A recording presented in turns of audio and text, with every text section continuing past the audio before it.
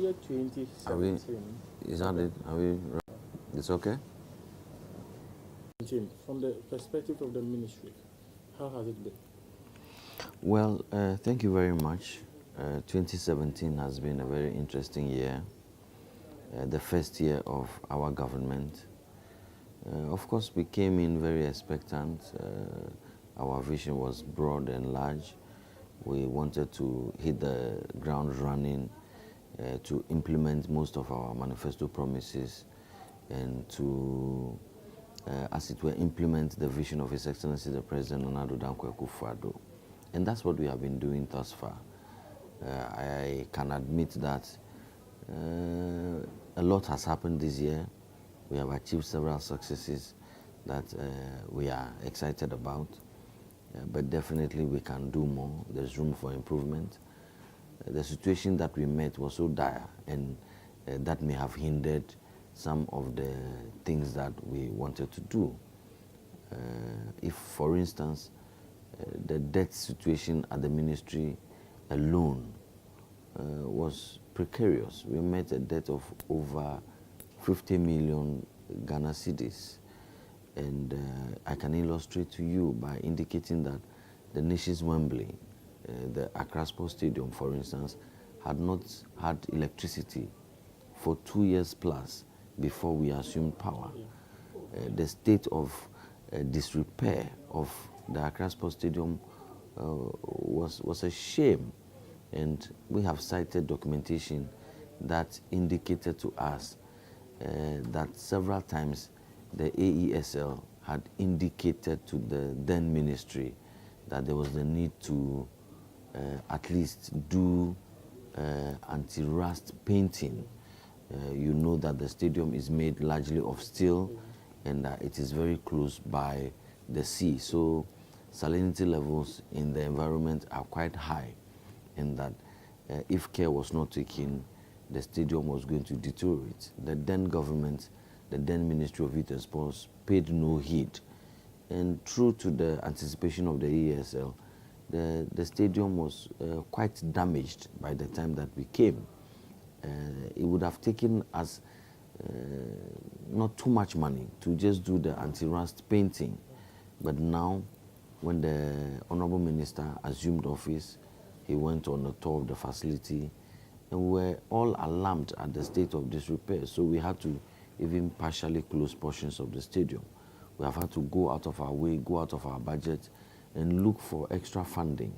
And I am happy that within the first few months of our administration, in fact, within the year under review, we are at this point, almost about signing an agreement with a contractor to take over renovation works at the Accra Sports Stadium. So it has been a very challenging year, largely because of the situations that we inherited and met.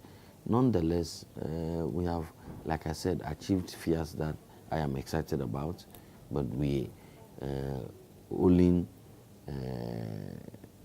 are motivated to do more. The year under review, for instance, you know about the policy to review the bonus structure of our national teams. Now, the senior national team, instead of the previous 10,000 or 8,000, as the case may be, US dollars that was paid, the bold policy has been to review it downwards. And today, we are paying $5,000 per match as winning bonus. And for me, what that does is that it frees resources so that other disciplines and other teams that hitherto were underfunded, we are now able to free some resources and also attend to other disciplines and other teams. You also would recall that under the year, in the year under review, we are able to acquire a permanent place of residence for the head coach of the senior national team, the Black Stars. And in this case, our own coach, James Kwesi Appiah. In times past, he was housed. National coaches were housed in hotels. And we came. It was costing the state between $8,000 and $10,000 a month to keep the previous coach of the national team in a hotel. And we thought that that was not prudent use of state resources. His Excellency the President has promised that we must take good care of the public purse and protect the public purse. And so we thought that that was not prudent use of national resources.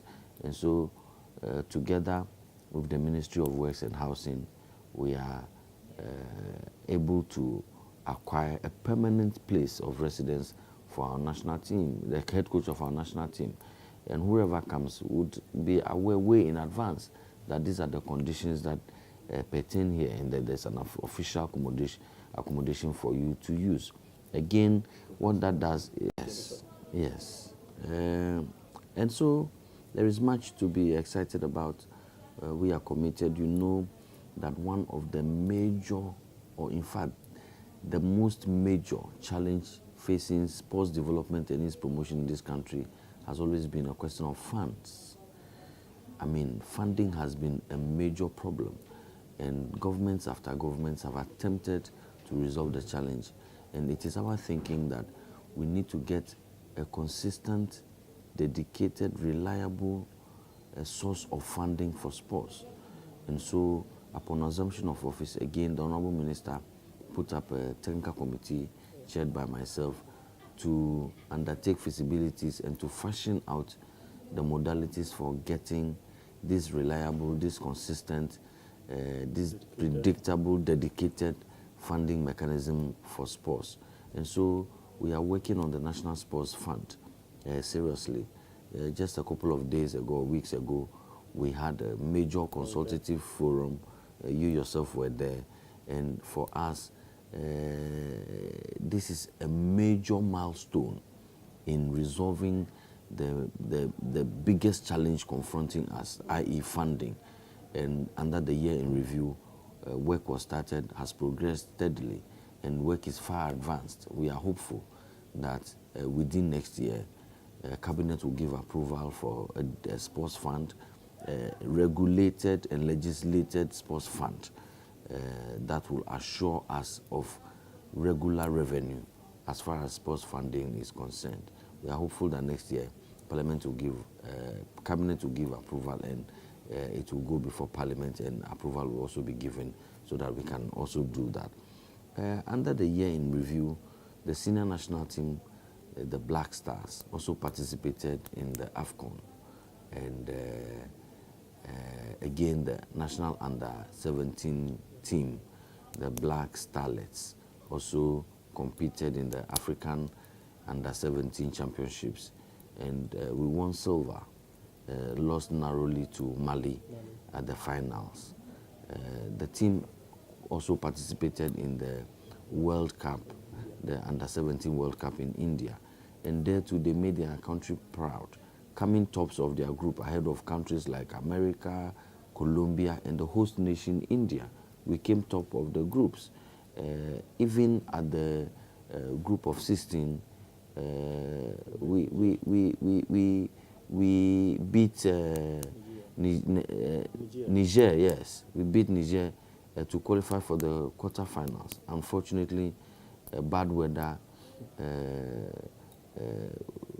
coupled with a few problems here and there prevented us from proceeding to the next stage. But we are quite hopeful that we have begun building a new dynamic and serious team, and that going forward, the mistakes that may have occurred, technically or otherwise, can be fine-tuned and the rough edges smoothened, so that Ghana can go forward in these tournaments. You know that the National Sports Festival for a long time had been abandoned. And yes, and the National Sports Festival was a major avenue for identifying, recruiting, and starting the process of training of a lot of our sportsmen and women, a lot of our athletes. And for us, the death of the National Sports Festival was synonymous to the death of sports in general in this country, because that was what was the best avenue for us to identify and recruit sports talents. Before the National Sports Festival, normally there should be district and regional sports festivals, and that should culminate into the National Sports Festival.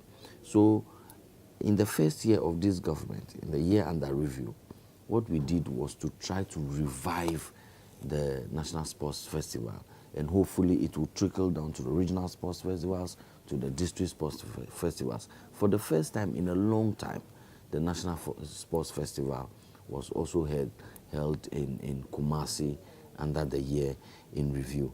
So, and I spoke already about the renovation of the Accra Sports Stadium and other sporting infrastructure across the country. We have also started the process to construct 10 modern multi-purpose youth and sports resource centers across the country. I mean, basically, these centers will have one international standard football playing field. It would have multi-purpose courts that can take at least 15 disciplines, for instance, basketball, volleyball, lawn tennis, and so on and so forth, depending on the marking. So these facilities can take a lot of disciplines. These facilities also have an ICT center. It shall have a youth resource and counseling center. And this year, we have started to construct 10. And we believe that going forward, we will seek to do this so that at least we can have one in each district. And we have also started doing these things. I can go on and on and on, but this is just to illustrate to you that we have been focused at the ministry. The Honorable Minister continues to give us direction, and we are all following after that direction. And we believe that if we are given the support that we need, if we are given the time that we need, sports will begin to climb up and occupy its enviable role and place that sports used to occupy in times past. The whole discussion about sports contribution to the GDP, we have started it. In fact, we have started processes to estimate our contribution as a sector to the economy. You go to tourism, they will tell you that tourism contributes so and so to the GDP. You go to agriculture, they are able to estimate that it contributes so and so % to the GDP.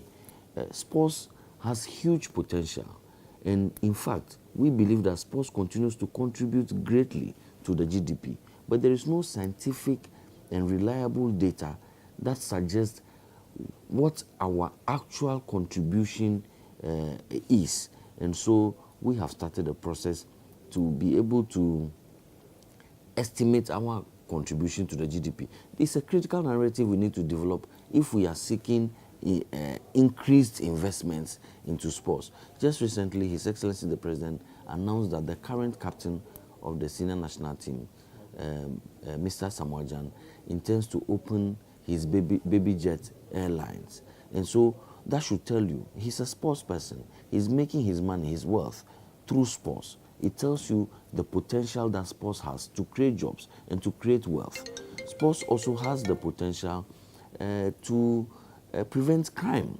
I have met people who, I've met a boxer who was in prison and came out. Today he's a boxer, he's making millions, he's employing people, he has people in his gym, the trainers, he has people around. And sports has that capacity as well. Sports also has the capacity to turn Ghana into a productive country, a healthy country. And a healthy country is a productive country. You know, we prefer, or we want to see a Ghana that people go to work instead of going to the hospital. And it is sports that we can use, regular exercises that we can use to make Ghana a healthy country, and for that matter, a productive country. And that is why, on a regular basis, as part of our mass sports development, on a regular basis, we go from region to region doing the national health and keep fit walk every month. We intend to do that. Okay. And we are grateful to ADB for partnering with us to do the national health and keep fit walk. Okay. Well, all the things that I just enumerated to you and more would be our successes. But for time, I could go on and on. Yeah. But even the few that I have listed to you are key achievements that we have done. The policy to review bonuses for us is key. Getting a permanent official residence for the head coach of the national team is a key achievement. All this, if you're picking only one, which one would you pick? Well, that would be difficult for me to do because all this, a lot of work had to go into all of this. Yeah. So that would be difficult for me to do. Okay. Honorable, the Black Stars' failure to qualify for the World Cup, from the ministry's angle, was it disappointing? Well, personally, I was disappointed that we didn't qualify for Russia, but it was also understandable. Our start was slow.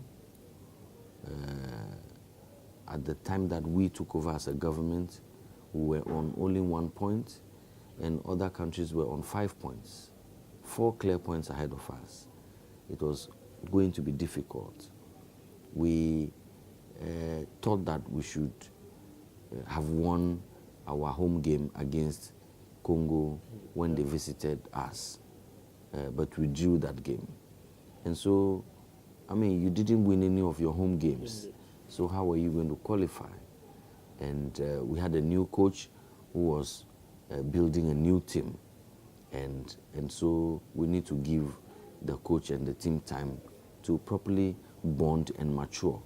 And from what I have seen, from where I see it, I believe that it would have been a different story if we had started early and well, and if the current coach and the current team were involved from the very beginning.